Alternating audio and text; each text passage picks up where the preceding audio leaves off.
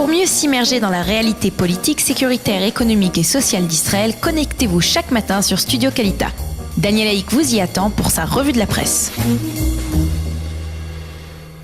Voilà, c'est l'heure de la revue de la presse et des médias israéliens que nous allons débuter par ce titre dont je vous parlais tout à l'heure dans les titres de la matinée, qui ne figure que sur les sites d'information, mais qui paraît incroyable et qui est pourtant vrai. Ce matin, à 2h48, très exactement, en pleine nuit, une sirène d'alerte a retenti dans l'ensemble de la métropole de Tel Aviv, c'est-à-dire les villes de Tel Aviv, Bat Yam, Holon, Ramat Gan et Petar Tikva. Cette alerte a réveillé brusquement des millions d'Israéliens. Le son de cette alerte était montant et descendant, comme l'est celui des véritables alertes de guerre qui annoncent des attaques dangereuses. On imagine l'anxiété que les Israéliens ont pu ressentir au simple son de cette alerte, surtout en pleine nuit. Il faut rappeler en effet que la situation sécuritaire est plutôt tendue après la destruction en début de semaine d'un tunnel offensif à Gaza et l'attaque d'hier soir contre des positions syriennes. Nous en reparlerons dans quelques instants avec Maxime Pérez, qui est expert en matière sécuritaire. Mais quelques minutes plus tard, le porte-parole de Tsahal a publié sur les réseaux sociaux un communiqué indiquant qu'il ne s'agissait que d'une fausse alerte. Nous enquêtons pour déterminer les causes de cette alerte vaine, a expliqué le porte-parole de l'armée israélienne. Et puis, comme je vous le disais, donc, il y a une certaine tension dans le nord du pays avec, selon des sources diverses, l'armée de l'air israélienne qui aurait bombardé dans la soirée d'hier un bunker d'armes et de munitions dans la région de Homs, ou peut-être même dans le nord-ouest de Damat. Les sites d'information israéliens de ce matin soulignent que ce n'est pas encore très clair. Selon les estimations de certains experts, il s'agirait pour Tsahal de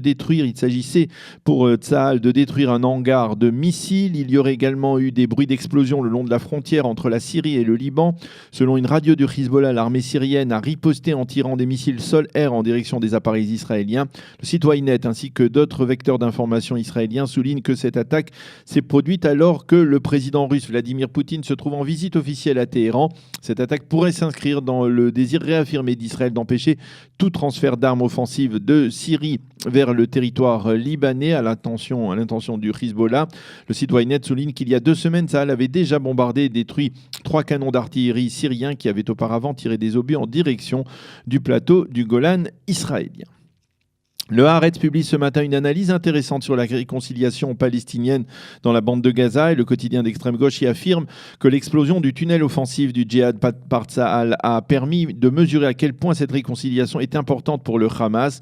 La preuve en est, c'est que depuis cette attaque, le mouvement terroriste palestinien n'a non seulement pas réagi, mais surtout il a imposé au djihad islamique, qui était directement frappé par la destruction de ce tunnel, de ne pas réagir donc à cette attaque israélienne. Le journal souligne que la défense nationale israélienne reste encore très sceptique quant aux chances de voir cette réconciliation palestinienne aboutir, mais elle ne peut pas faire abstraction des concessions faites par le Hamas à l'autorité palestinienne, qui a pris hier le contrôle des postes de passage entre la bande de Gaza et l'État d'Israël. Et en marge de cette analyse, le Yediot Aharonot consacre ce matin sa manchette à une estimation d'un des responsables de la région sud de Tsahal, qui affirme, après donc la destruction de ce tunnel offensif du djihad, que désormais, avec la fin prochaine de la construction du mur de protection souterrain, qui doit empêcher la construction de nouveaux tunnels prévus pour dans un an, c'est la fin de cette construction qui est prévue pour dans un an, Tsahal dispose enfin de moyens nécessaires pour neutraliser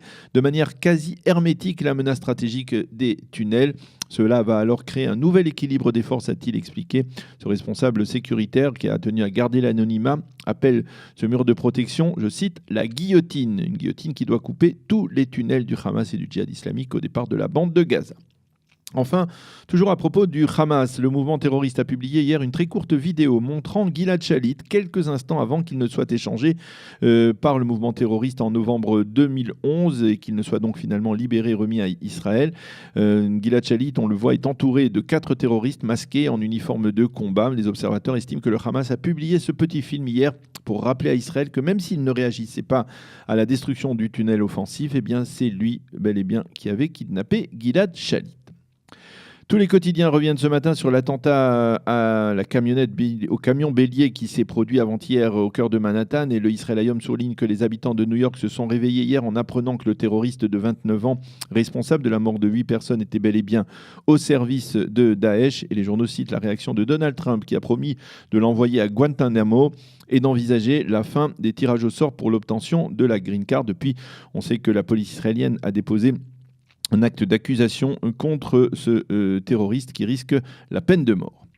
Le Maariv souligne qu'il n'y a pas pour l'instant d'élections anticipées en Israël, mais le département des informations de ce qui était la chaîne 2 et de la chaîne 10 ont publié des sondages hier qui confirment une tendance remarquée ces dernières semaines, la baisse de puissance du bloc de droite. Si des élections législatives avaient lieu aujourd'hui, eh bien Binyamin Netanyahou ne pourrait pas former une coalition gouvernementale majoritaire.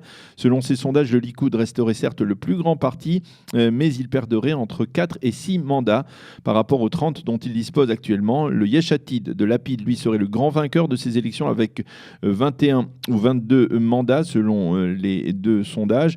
Au lieu des 11 dont il dispose actuellement, le foyer juif lui passerait de 8 mandats à 12 et la liste arabe se maintiendrait plus ou moins à 12 mandats. Il en a 13 aujourd'hui. Quant au camp sioniste, il passerait de 24 mandats à 19. Le parti qui serait le plus affecté par des élections anticipées, eh bien, c'est le parti orthodoxe séfarade Shas qui risquerait de ne pas dépasser le seuil d'éligibilité, ce qui affecterait considérablement et ce serait l'une des raisons justement de l'affaiblissement très net du bloc de droite, qui pourrait même lui faire perdre le pouvoir.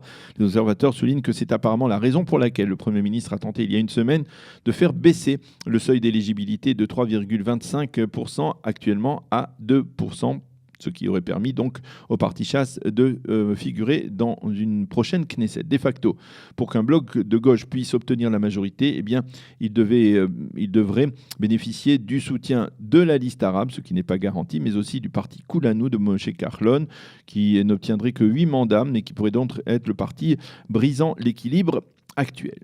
Les quotidiens israéliens reviennent ce matin sur les commémorations du 22e anniversaire de l'assassinat d'Yitzhak Rabin qui se sont tenues hier à la présidence de l'État, devant la tombe du Premier ministre assassiné au Har Herzl, au mont Herzl, et enfin à la Knesset.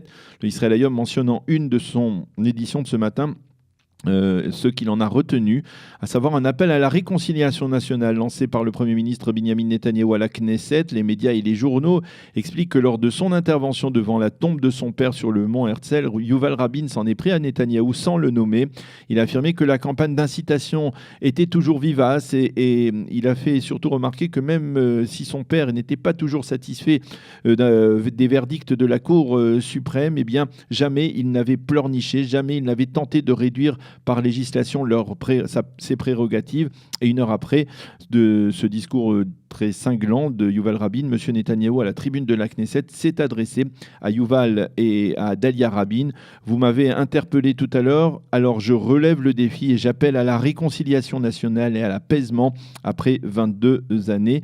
Le Premier ministre a rappelé sur un ton intime qu'il avait connu très jeune Yitzhak Rabin et que même s'il estimait qu'il se trompait à propos du processus d'Oslo, jamais il ne l'avait traité de traître. Des enregistrements le prouvent, a déclaré M. Netanyahou. Et en manchette du Israël Hayom, le général de réserve Benny Gantz, ancien chef d'état-major de Tsahal, écrit que si dans le passé le rassemblement du souvenir sur la place Rabin était un rassemblement très politisé, conduit par la gauche israélienne, eh bien 22 ans après, il est temps de le transformer en un rassemblement officiel national qui soit l'expression d'une volonté de rassemblement et d'unité au sein de la nation. C'est d'ailleurs ce qui sera le cas samedi soir sur la place Rabin avec le rassemblement qui est prévu ce soir-là. Israël Hayom nous annonce, se fait l'écho ce matin des propos plutôt choquant d'un député du parti Shas qui a comparé lors d'une réunion hier de la commission de l'Alia et de l'intégration les chiens et les femmes, ni plus ni moins. Dans un débat qui se rapportait aux arrangements du Kotel qui devait permettre aux mouvements réformistes et conservatifs de prier hommes et femmes ensemble sur la même esplanade, eh bien, le député orthodoxe a déclaré qu'il ne comprenait pas pourquoi les mouvements réformistes américains refusaient une séparation entre hommes et femmes devant le Kotel. Dans tous les pays, il y a des séparations. Parfois, ce sont les chiens qui sont interdits. Parfois, ce sont celles qui ne sont pas habillées de manière pudique, a-t-il déclaré. Une déclaration donc qui a provoqué la colère unanime, on le comprend, des membres de la commission de l'Alia et de la Knesset, de l'Alia et de l'intégration, et des femmes en particulier. On les comprend bien évidemment. Le Yediot Aharonot révèle à ses lecteurs que la stèle à la mémoire d'Ilan Halimi a été profanée. Il s'agit d'une stèle qui avait été inaugurée à Bagneux. Des graffitis antisémites y ont été badigeonnés. La maire communiste de la ville, Marie-Hélène Amiable, s'est indignée contre une telle profanation, a promis de remplacer cette stèle profanée par une autre. Et puis les sites d'information rappellent que c'est aujourd'hui que sera rendu le verdict de la Cour dans le procès du frère du terroriste Mera, responsable de l'assassinat du Rav Jonathan Sandler, de ses 2 fils Arié et Gabriel, de la petite Myriam Monsondego, ainsi que des 3 militaires à Montauban. Les parties civiles ont réclamé la réclusion à perpétuité pour le frère de Mera, tandis que la défense, lui, elle, a plaidé l'acquittement. Enfin, nous terminerons cette revue de la presse par une histoire héroïque et émouvante relatée ce matin par le Yediot Aharonot au cœur de la Seconde Guerre mondiale. Le général soviétique juif Mordechai Borisovitch, qui était considéré à l'époque comme un héros de l'Union soviétique, a été tué dans le crash d'un avion dans les montagnes de l'Oural. 75 ans plus tard, les débris de l'avion et sa dépouille mortelle ont été enfin retrouvés. Le général portait même, apparemment, lors de ce déplacement, la médaille de la bravoure qu'il avait reçue des autorités soviétiques. Désormais, les Russes qui ont retrouvé l'avion et la dépouille mortelle du général sont à la recherche de descendants du général juif qui ont, selon eux, fait leur aliyah en Israël, et ce pour leur remettre au moins cette médaille et les restes du célèbre général juif, donc un héros de l'ex-Union soviétique. Voilà, c'est la fin de cette revue de la presse et des médias israéliens. Dans quelques instants, nous serons en ligne avec Maxime Pérez, journaliste expert en matière sécuritaire, pour essayer de comprendre un peu ce qui s'est passé hier soir en Syrie et de mesurer l'impact de la destruction de ce tunnel offensif du djihad islamique en début de semaine par l'armée israélienne. Une petite pause musicale. Pour mieux s'immerger dans la réalité politique, sécuritaire, économique et sociale d'Israël, connectez-vous chaque matin sur Studio Kalita. Daniel Haïk vous y attend pour sa revue de la presse.